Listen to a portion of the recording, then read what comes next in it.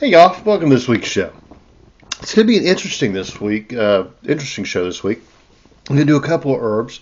We're in the woody vines for my book, The Medicinal Shrubs and Woody Vines. The first one is Canada Moonseed, which is not widely used in herbal medicine, but it is one you need to know about. The second one is widely used, and you're going to find this one to be absolutely fascinating. It is Partridgeberry, Michella repens, one of the most important American herbs, and one that someone actually asked me about a week or two ago, and I said, you know what, I'm going to be getting to that one real quick, so hold on. But first of all, I hope everyone is surviving this winter weather, and not just surviving, but comfortable. I know hundreds of thousands of people are without power today, and some places it's 30 or 40 below, and we got plenty of ice, but thank God we seem to be weathering it pretty well. At least this time there aren't a bunch of idiots out driving around in it and running into power poles and taking out everybody's electricity unnecessarily. I just don't understand that compulsion to go drive around in snow and ice. You know, if you don't have to, don't. Stay home. Prepare before the storm comes in and stay home. If everybody did that, things would be a lot easier for everybody. I mean, it would be a lot easier for our, EMS and rescue police and all that, but also for people sitting at home who want their power to stay on and don't want some idiot knocking out a telephone pole and blacking out half the town. Stay home. If your boss insists that you come in on a day when the road conditions are icy, say, no, I'm sorry, I cannot do it. Here's the deal. I am going to, and you can do this legally, believe it or not, unless it's an essential position where your being there is important for the safety of someone else. You can say to your boss, I am assigning you duty of care. This is a legal term, duty of care. If I am injured in an accident because of these road conditions, of which you're aware because I have informed you, on my way to work or on my way home from work, I am going to hold you legally responsible for all of my bills and injuries. You can actually do that under the law. And if if your boss still says come in or you're going to lose your job, they're taking on hundreds of thousands of dollars of liability, and you can explain that to them. And more than likely, they're going to say, why don't you just stay home? If they're that unreasonable, I'd be looking for another job myself. But hey, it's up to you. All right, so we'll start with Canada Moonseed, Latin name Menispermum, Menispermum. Now, like I said, very little used in herbal medicine, but I really do need to mention it in not just this book, but also my foraging book, because It can look very much like wild grapes. It's important to be able to identify this plant because it's poisonous. And it doesn't look a lot like wild grapes, but if you look at the leaf, they definitely look different. The berries are different in a different position, but it has been mistaken by some who had gotten poisoned by it. Its range does extend into the mountains of North Carolina, but I hardly ever see it. Officially, it's from Canada to North Carolina and west to Mississippi. Really, I very rarely run across it. We have tons of wild grapes. Just look at the leaf. Does it look like a grape leaf? If it looks like a grape leaf, and the grapes look like grapes, and they smell like grapes, and then you've got grapes. If it doesn't look like a grape leaf, if it's shaped differently, if the berries don't look quite like grapes and they don't smell like grapes, it may not be something you ought to eat. That's true with a lot of wild plants. The alliums, for instance, my favorite forage plants are ramps. Ramps are wild leeks, essentially, and they smell strongly of leeks or onions or garlic. They could easily be mistaken, especially in early spring, for lily of the valley. It's just one plant that many of the lily family are toxic, and your onions and garlic, the alliums, are also in the lily family, and at different stages they can be mistaken. If it looks like an onion and smells like an onion, it's an onion. In this case, if it looks like grapes and smells like grapes, and the leaf shape is right, you're 99% sure that it's a grape. But anyway, do investigate moonseed. Put a picture of it on your phone so you can compare it against anything. That's what I always say is, when you learn foraging or harvesting wild herbs, wild crafting as it's called, definitely learn to identify the herb or edible plant you're looking for, but also prioritize identifying poisonous lookalikes. Very true with mushroom hunting. Look for anything you might be going out looking for. If you're going for chanterelles, look at the jack-o'-lantern mushrooms. Make sure you can tell the difference between those two. They don't look that much alike if you see them side by side. So I'd have a picture of both on my phone or in a field guide that's in my backpack. Morels. Know the difference between morel mushrooms and what do they call them? Brain mushrooms or something. That's like the only poisonous lookalike for a morel. They don't look a lot alike if you see them side by side. So, and the same is absolutely true of wild grapes and moonseed. So anyway, moonseed does have a very limited medicinal use. King's American Dispensatory of 1898 says, it grows in the woods and hedges near streams from Canada to Carolina, west of the Mississippi. It is a valuable American remedy not in extensive use among American physicians. It has a bitter but not unpleasant acrid taste and yields its first use to water or alcohol. The rhizome, the spreading root essentially was what was used. It does have a small amount of berberine, but also, we'll get into it. Let's go with, now, like I said, the berries of this plant very poisonous. It's the root that is used in herbal medicine and not very much used at all. It was considered to be tonic, laxative, alterative, and diuretic. So good for digestion, good for constipation. Alterative means gradually brings you back to health. Diuretic means removes excess fluids. In small doses, no obvious effects are produced in the general system, but in larger doses, a slight increase in the volume of the pulse may be perceived, as well as an increase in the appetite and the action of the bowels. In excessive doses, purging and vomiting will follow, but no other unpleasant effect. It is a superior laxative bitter. I don't want to ever need a laxative that makes me puke and have diarrhea.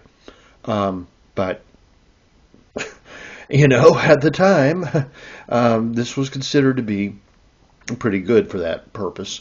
It acts quite prominently upon the glandular structure. It was formerly much esteemed as a remedy in scrofulous, cutaneous, arthritic, rheumatic, syphilitic, and mercurial diseases. So, yeah, everything from infected swollen glands to skin and joint inflammations is very interesting. Likewise employed in dyspepsia and general debility, chronic inflammation of the viscera. That's actually really interesting. Chronic inflammation of the viscera is a very serious condition. Externally, decoction has been used with good effect as an embrocation in gouty and cutaneous affections. Indication seems to point to its probable value in leukorrhea, vaginal discharge. Specific indication use skin that is turned brown. So apparently it does have a pretty strong effect on, this would be for a Caucasian or white person whose skin's turned brown. Tongue coated on the base with a red tip, irregular appetite, and constipation. And that browning of the skin, there are actually some very serious autoimmune conditions. No, wait a minute. I can't remember the name of one. My great uncle had it. And that was the symptom. And he's like, why is my skin turning brown? His skin was almost turning to leather. And I wish I could remember the name of that disease. It went into remission. He lived out the rest of his life. It was real scary there for a while because they said to him, what's first going to happen is your skin is going to turn very tough and dark, and then it will start internally and your organs will do the same and you'll die. Wow, what was the name of that? Very rare autoimmune condition, but he survived it. And anyway, not very many cures for it. Actually, they have to do like sort of chemotherapy, knock your immune system down. It's that kind of thing. Yeah. So anyway, plants for future, more modern use says that Canada Moonseed has occasionally been used in the past for its medicinal virtues, though it is a little, if at all, used in modern herbalism. The roots are a bitter tonic, diuretic, laxative, nervine, purgative in larger doses, stomachic and tonic. A tea made from the root has been used in the treatment of indigestion, arthritis, bowel disorders, and as a blood cleanser. The root is applied externally as a salve, S-A-L-V-E, I have trouble pronouncing that, on chronic sores. Used with caution. Known hazards. All parts of the plant are poisonous. The fruit has been known to cause death in children. So, fairly dangerous plant. Definitely one you want to learn to identify. Make sure your kids don't eat it. Make sure you don't eat it. But in very small doses, the root or rhizome may have some medicinal value, but I would exercise extreme caution if I used it at all. Now, let's get into Partridgeberry, Michella repens.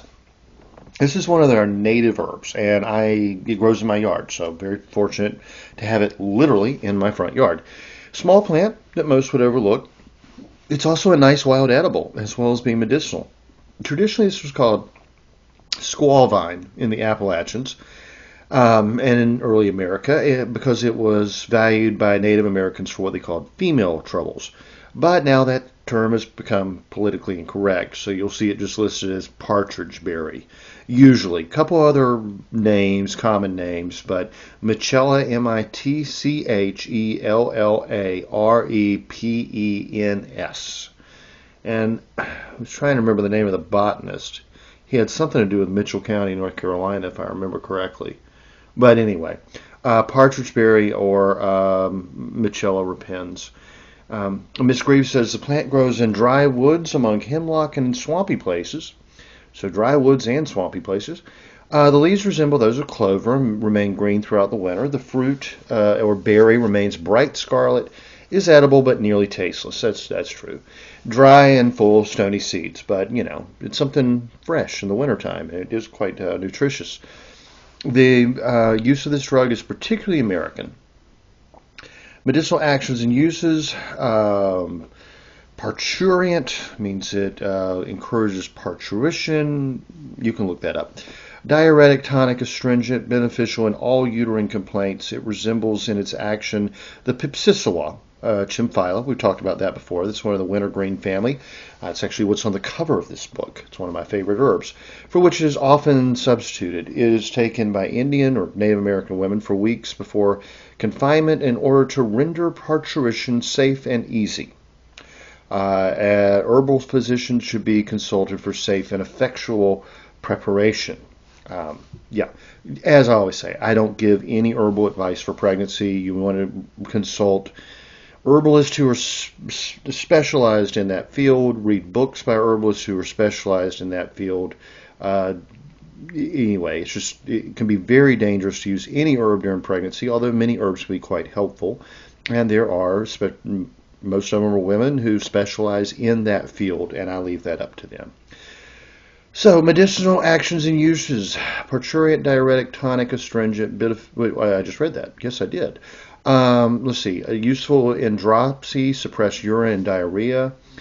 Getting a Native American use of Cherokee were probably the ones that introduced it to the settlers. The roots made from the squaw vine and Hieracium are made into a tea for bowel complaints. Tea of the whole plant is taken for summer complaint. I have never been able to figure out what summer complaint is. I wonder if it's the hot weather causing contaminated water to be more likely to cause dysentery. I don't know, but I'm not sure. A tea of the roots is given to the baby before it takes the breast. A root tea is used for monthly period pains, menstrual pains. So the Lumbee used the herb. Partridgeberry was popular treatment among the Lumbee to ease menstrual pains and to prevent miscarriages. Many Native American women from various tribes drank a tea of the leaves of the partridgeberry to help ease childbirth. A leaf lotion was used to relieve breast soreness for nursing mothers. Now, resources of Southern Fields and Forests. Let me get a sip of water here. It says an infusion and the stems and leaves is used in dysuria, another menstrual issue. Diuretic powers. However, let's see. The plant is esteemed a good emetic and so it could actually, in some doses, help you vomit. Very general use. The Cherokee doctors declare that the decoction taken is an excellent article to facilitate childbirth. That's the parturition, like I said, but I don't give any advice on such as that. It should be used daily for 2 or 3 weeks before that period. The fruit is slightly acid and edible and resembles the pipsissewa and may be used in the same manner as that plant, being diuretic, tonic, and astringent, and that was according to the U.S. Dispensatory at the time.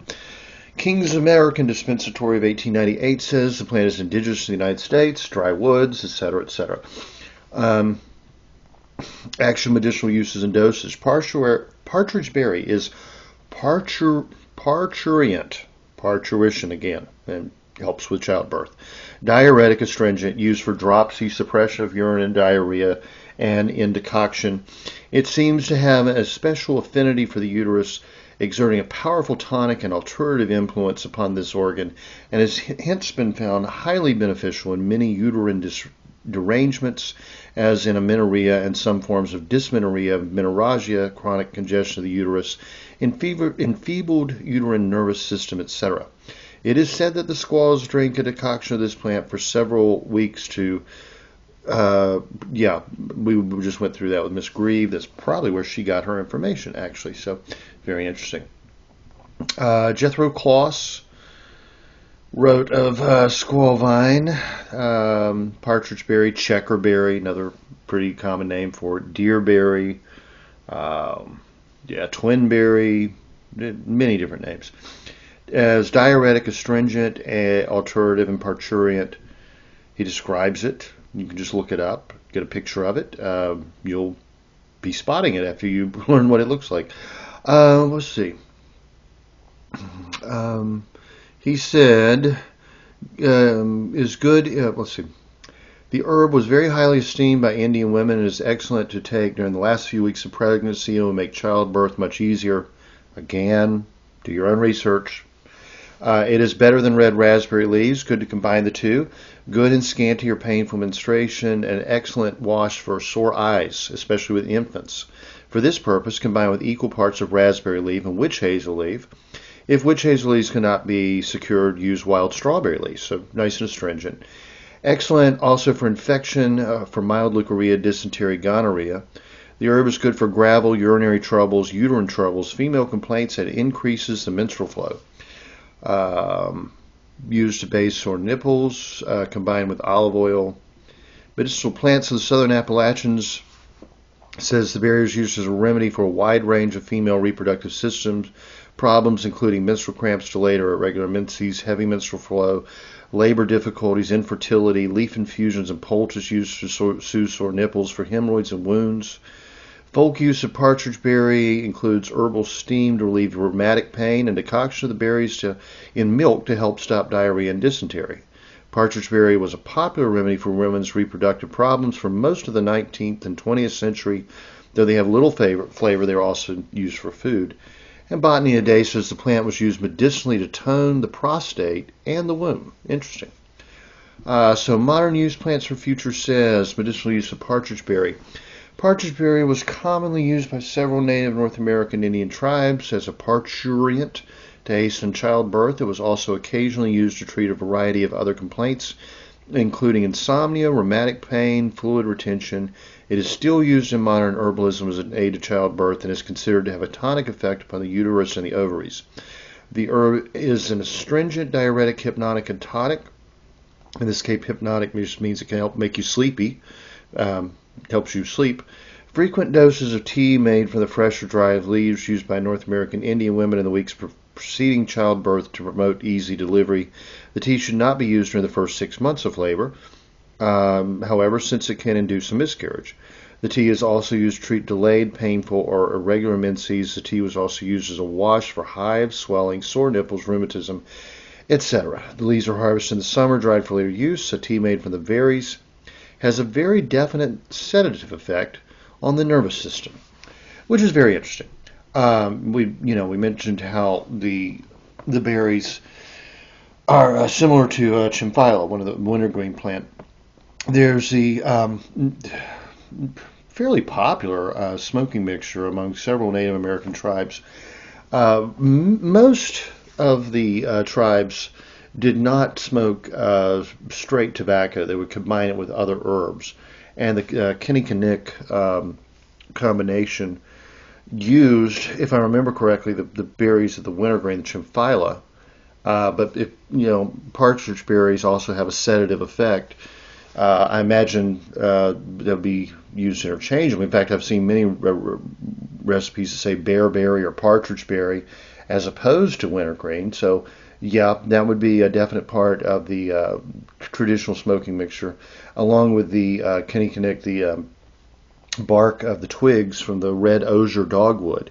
That has a slightly narcotic effect. So what you're doing is you're taking tobacco, which is stimulating and relaxing at the same time, combining it with a hypnotic, something that can make you a little sleepy, and a narcotic, something that can relax your muscles, relax respiration, and you can see how that would make a very good smoking mixture that would not be as, it wouldn't elevate the blood pressure as much as tobacco by itself, and would be slightly intoxicating, and that's what they were going for.